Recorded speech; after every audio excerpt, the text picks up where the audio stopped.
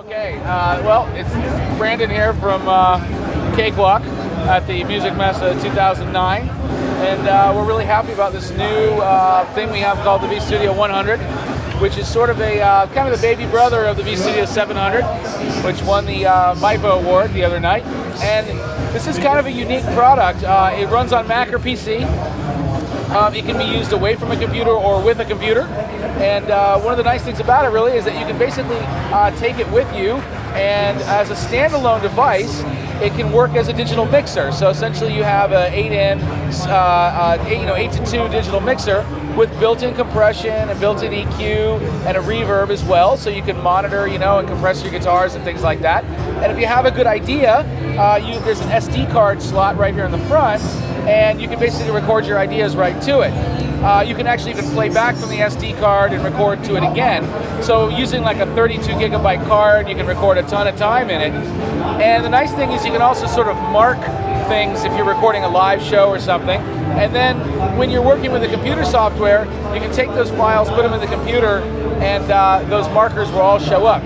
But the concept is that you can use this as a standalone, as a digital mixer, as an idea recorder to basically get your ideas down, and then you can take those files and use them in a DAW. So when it's connected to a computer, USB into any computer, it's USB 2.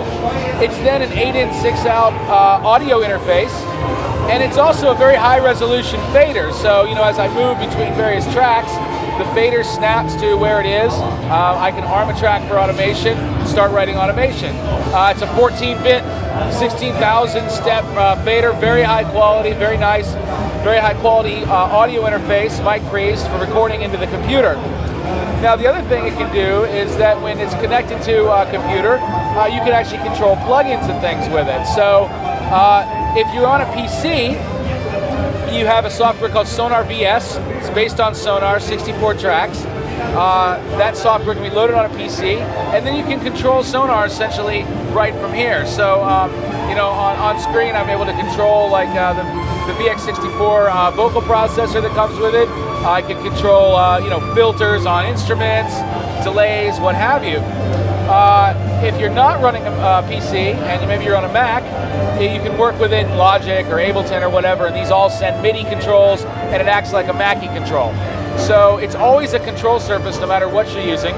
You have advanced control, of course, in Sonar, but having these knobs, this is a push button, gives you that tactile feel and the ability to control more than one parameter at a time, a little more musically. It has headphones up here, of course, so you can use it, by yourself very quietly. It has a built-in metronome, so if you're out somewhere away from the computer and you're recording, you get a metronome time so that when you do take your files into your digital audio workstation software, you can set the tempo, and then you can actually use those tracks. As opposed to being scratch ideas, they can be really usable tracks that you can take in and use. Some of the other nice things about it is the software suite it comes with. So on Mac or PC, it comes with a full suite of software.